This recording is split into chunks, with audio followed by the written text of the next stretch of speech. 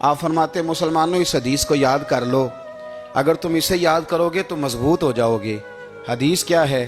نبی کریم صلی اللہ علیہ وسلم نے فرمایا اگر سارے انسان مل کے بھی تیرا برا کرنا چاہیں تو جب تک رب کی مشیت نہ ہو وہ تیرا برا کر نہیں سکتے۔ اور حضور صلی اللہ علیہ وسلم نے فرمایا اگر سارے انسان مل کے تیرا بھلا کرنا چاہیں تو جب تک رب کی رضا نہ ہو تیرا بھلا ہو نہیں سکتا۔ تو اعلیٰ حضرت فرماتے ہیں اس چیز کو ذہن میں بٹھاؤ، مسلمانوں اپنا رجوع اپنے رب رسول کی طرف مضبوط کرو۔ یہ کیا بات ہو گئی کہ میں اس سے بھی ڈر رہا ہوں، میں اس سے بھی ڈر رہا ہوں، وہ بھی میرے پیچھے لگ گیا۔ فاضل بریلوی رحمت اللہ علیہ ان چیزوں سے منع فرماتے تھے۔ وہ کہتے تھے یہ توہمات ہیں، اوہام پرستی ہے، ہمیں ان چیزوں سے ہمیشہ بچنا ہے، اپنی آنے والی نسلوں کو بچانا ہے۔ فرمایا کرتے تھے رب کی رضا پہ جو راضی رہتا ہے اللہ اسے سکون والی زندگی عطا فرماتا ہے۔ ہمارے ہاں لوگ پوچھتے ہیں طبیعت کیسی ہے، لیکن یو پی میں، سی پی میں، لکھنؤ میں پوچھا جاتا ہے کہ کیا شکایت ہے آپ کو؟ کہتے ہیں یہ سر درد کی شکایت ہے۔ یہ اردو کا ایک محاورہ ہے۔ جناب کیا شکایت ہے؟ کہتے ہیں جی مجھے کمر درد کی شکایت ہے۔ پھر پوچھنے والے پوچھتے ہیں کہ جناب اس شکایت کا کیا بنا؟ تو صدر الشریعہ مولانا امجد علی صاحب اعظمی رحمت اللہ علیہ فرماتے ہیں اعلیٰ حضرت کو بخار تھا تو میں حاضر ہوا تو میں نے کہا حضور شکایت کا کیا بنا؟ کہنے لگے مولانا پڑھے لکھے ہو کے تو ایسی باتیں نہ کرو، شکایت کس سے کرنی ہے؟ رب نے جس حال میں رکھا ہے بڑا ہی اچھا رکھا ہوا ہے، شکایت کا کیا معنی ہوا؟ اللہ نے جہاں سمجھا مناسب اس نے ہمیں رکھا ہے، شکایت کیا ہوتی ہے؟ مجھے کسی سے شکایت نہیں۔ فرمایا کرتے تھے الحمدللہ مجھے سر درد بھی ہوتا ہے اور بخار بھی ہوتا ہے اور میں بڑا خوش ہوں، یہ وہ والی بیماریاں ہیں، یہ وہ امراض ہیں جو نبیوں کے قدم بھی چومنے آیا کرتے تھے۔ میں خوش بخت ہوں کہ وہ امراض جو انبیاء کے پاس آتے تھے، سر درد اور بخار، وہ مجھے لگتے ہیں۔ اپنی زندگی کو رضا والی زندگی بنایا، یقین بڑا کامل تھا میرے اعلیٰ حضرت کا۔ امام غزالی نے حدیث لکھی ہے، نبی کریم صلی اللہ علیہ وسلم نے فرمایا ہے یقین اس طرح سیکھا کرو جس طرح تم قرآن سیکھتے ہو۔ آج میرے دور کا سب سے بڑا مسئلہ یقین کی کمزوری ہے۔ مسلمان کچی پکی سوچیں سوچتا ہے، کمزور کمزور جملے بولتا ہے، اس کو دنیا داروں کے وعدوں پر اعتماد جلدی ہوتا ہے، لیکن معاذ اللہ اللہ رسول کے وعدوں کے بارے میں یہ کئی دفعہ شکوک کا شکار ہوتا ہے۔ اسے سمجھنا چاہیے۔ فاضل بریلوی ایک پختہ یقین والی شخصیت تھے، پختہ یقین والی۔ بریلی شریف کے دائیں بائیں طاعون کا مرض پھیل گیا تو اعلیٰ حضرت فرماتے ہیں میرے منہ میں بھی کچھ گلٹیاں نکل آئیں، تو بعض لوگوں نے کہا شاید آپ کو بھی طاعون ہو گیا ہے۔ اعلیٰ حضرت رحمت اللہ علیہ فرماتے ہیں جو سب سے بہترین طبیب تھا وہ لایا گیا، اس نے میرا منہ دیکھ کے گلٹیاں دیکھ کے کہا خو آپ کو تو طاعون کا مرض ہو گیا ہے۔ تو اعلیٰ حضرت فرمانے لگے مجھے ساری بیماریاں لگ سکتی ہیں، یہ نہیں لگ سکتی۔ اس نے کہا حکیم میں ہوں کہ آپ ہیں؟ فرمایا نہیں آپ ہی ہیں، پر یہ بیماری مجھے نہیں لگ سکتی، یہ مجھے ہو نہیں سکتی۔ اس نے اصرار کیا تو اعلیٰ حضرت رحمت اللہ تعالی علیہ اس کو کہنے لگے میاں تو جو مرضی کر لیکن مجھے طاعون کا مرض نہیں ہو سکتا، یہ بات طے ہے۔ وہ ناراض ہو کے چلا گیا۔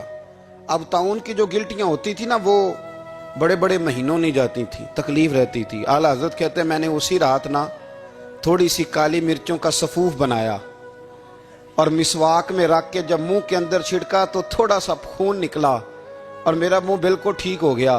سویرے میں نے کہا بلاؤ نا اپنے حکیم کو جو کہتا تھا طاعون ہو گیا ہے۔ تو لوگ کہنے لگے حضور آپ کو ویسے کیسے پتا تھا طاعون نہیں ہے؟ فرمانے لگے پتہ اس طرح تھا کہ اللہ کے رسول صلی اللہ علیہ وسلم نے ایک دعا ارشاد فرمائی ہے، فرمایا کسی مریض کو دیکھ کے پڑھ لو الحمدللہ الذی مما ابتلاک بہ وفضلنی علی کثیر ممن خلق تفضیلا۔ حضور نے فرمایا کسی بیمار کو دیکھ کے، مصیبت والے کو دیکھ کے یہ دعا پڑھو تم اس مصیبت میں شکار نہیں ہوں گے۔ فرمانے لگے میں نے طاعون کے مریض کو دیکھ کے دعا پڑھ لی تھی، تارے ٹوٹ سکتے ہیں، چاند گر سکتا ہے، سورج اپنی جگہ چھوڑ سکتا ہے، پر مدینے والے محبوب کی بات غلط نہیں ہو سکتی۔ یہ میرا یقین کامل ہے، ساڈے نبی دی زبان ساڈے واسطے قرآن، یہ بات غلط ہو سکتی؟ مضبوط یقین فاضل بریلوی کا، مضبوط نظریات۔ اعلیٰ حضرت رحمت اللہ تعالی علیہ سے کسی نے کہا آپ کس طرح کے مومن ہیں، کس طرح کے مومن ہیں؟ تو اعلیٰ حضرت فرمانے لگے میرا دل چیرو، اس کو کھولو، ایک طرف لا الہ الا اللہ لکھا ہوگا، دوسری جانب محمد رسول اللہ لکھا ہوگا، کھول کے دیکھ لو۔ ایک تو یقین کی پھر دوسری بات، خشک لوگوں کو زندگی گزارنے کا مزہ کوئی نہیں آتا، زندگی گزارنے کا مزہ اسے ہی آتا ہے جسے کسی سے پیار ہو جاتا ہے۔ باقی نہ دیکھیں نا، ایک بندہ جبرن ایک شخص بچے پالتا ہے، وہ کہتا ہے یہ میرے لیے کیا مصیبت ہے 5 بچے، اور ایک شخص کو بچوں سے پیار ہو جاتا ہے، وہ جوان بھی ہے، خوبصورت بھی ہے، پر عید پہ کپڑے نہیں خریدتا، بیوی سے کہتا ہے میں پرانی پہن لوں گا پر بچوں کو نہیں لے دے۔ اور بھائی تیری خواہشیں مر گئی ہیں، تیری خوبصورتیوں کی طرف جانے کی آرزویں ختم ہو گئی، تو کہنے لگا سارا کچھ ہے پر بچوں سے پیار جو ہو گیا ہے۔ اعلیٰ حضرت رحمت اللہ علیہ بہت بڑے فلسفی تھے، منطقی تھے، بہت بڑے سائنسدان تھے۔ یہاں بڑا سنجیدہ اجتماع ہے، میں بڑی خاص بات کرنے لگا ہوں۔ سارے سائنسدان کہتے ہیں زمین گھومتی ہے، اعلیٰ حضرت نے اتنی موٹی کتاب لکھی ہے زمین ساکن ہے۔ فرماتے تھے ہم جیسے مرضی سائنسدان کہیں کہ آپ نے دلائل دی ہیں، آپ فرماتے ہیں جب نبی کریم علیہ السلام کی حدیث مسلم شریف میں موجود ہے کہ جب اللہ نے زمین کو پیدا کیا زمین کانپنے لگی تو اللہ نے پہاڑوں کو میخیں بنا کے قلعے بنا کے اندر لگا دیا تو زمین ٹھہر گئی۔ فرمانے لگے جب مصطفیٰ کریم نے کہہ دیا ٹھہر گئی ہے تو سارے سائنسدان بھی کہیں تو ہم ماننے کو تیار نہیں کہ گھومتی ہے۔ انہوں نے دلائل دیے۔ وہ ہمیں نہ روز کہہ دیتا ہے ڈاکٹر آپ کی طبیعت خراب ہے، کھانسی ہے، گھر میں کسی اور کو تو نہیں؟ ہاں جی ہے جی، وہ کہتے اسی کی وجہ سے ہو گئی ہے۔ او خدا کے بندے، نبی کریم علیہ السلام نے فرمایا بیماری متعدی نہیں ہوتی، ایک سے دوسرے کو نہیں لگتی۔ اور بڑے سادے انداز میں مسلم کی حدیث ہے، ایک صحابی نے کہا یا رسول اللہ میرے اونٹ کو اس اونٹ سے خارش پڑ گئی ہے، تو اللہ کے رسول فرمانے لگے تیرے اونٹ کو تو اس سے پڑی ہے تو اس کو کہاں سے پڑی تھی؟ کہنے لگا جی وہ تو قدرتی معاملہ ہے، تو حضور فرمانے لگے یہ بھی قدرتی معاملہ ہے۔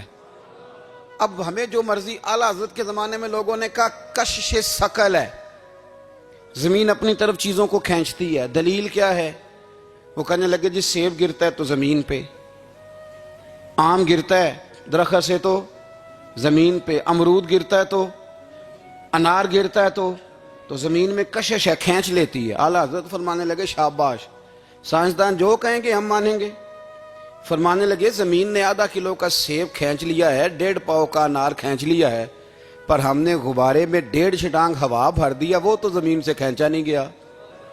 یہ کس قسم کی کش سے ثقل ہے؟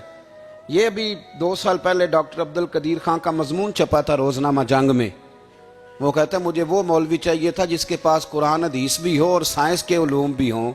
کہتا میں نے زمانے کے دروازے کھٹکھٹائے، پھر میں پہنچا بریلی کے امام کے پاس، اور کہتا ہے وہاں جا کے میں ٹھہر گیا ہوں، اس لیے کہ مجھے قرآن و سنت کا نور بھی ملا ہے اور مجھے سائنس کے رموز بھی ملے ہیں۔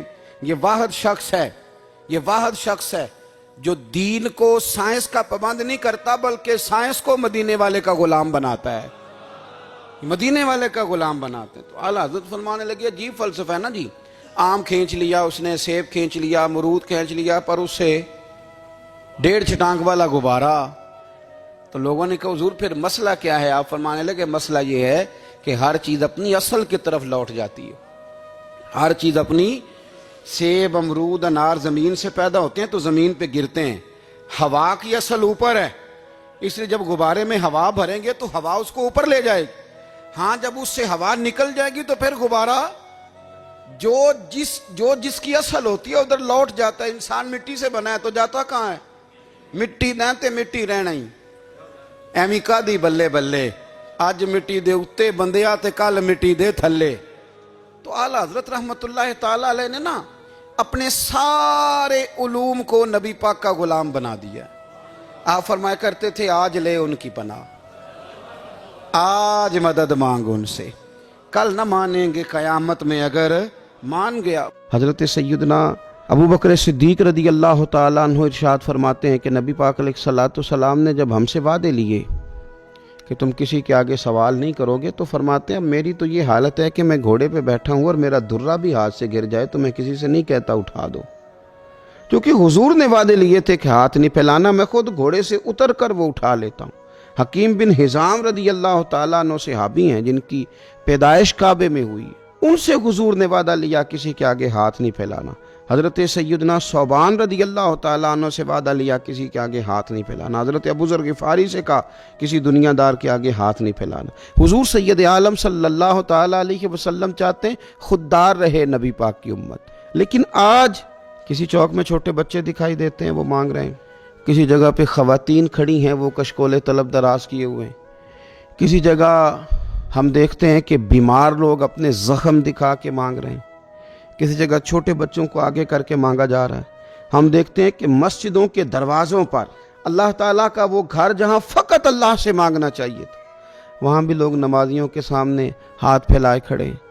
اس طرح کا ماحول اگر معاشروں میں بنے گا تو پھر وہ قومیں کیا خوددار ہوں گی یا قوموں کی قومیں بھکاری بن جائیں گی؟ پھر آنے والی نسلیں کیا کردار معاشرے کے اندر دے سکیں گی؟ اللہ کی ذات پہ بھروسہ کیا جائے، محنت کی عادت بنائی جائے، اور جب ہمارے سامنے اعداد و شمار آتے ہیں، جب تحقیق کی جاتی ہے، جب ریسرچ کیا جاتا ہے، تو پھر محسوس ہوتا ہے کہ ان میں زیادہ تر لوگ وہ نہیں ہیں جو مجبوری کے تحت مانگ رہے ہیں، زیادہ تر لوگ وہ ہیں جو تن آسانی کی وجہ سے مانگتے ہیں، زیادہ تر لوگ وہ ہیں جو محنت کے لیے آگے بڑھنا نہیں جانتے، زیادہ تر لوگ ان میں سے وہ ہیں جن لوگوں نے فقط پیشہ بنا لیا، جو سمجھتے ہیں کہ ہاتھ پھیلانا شاید ہمارے لیے آسان ہے۔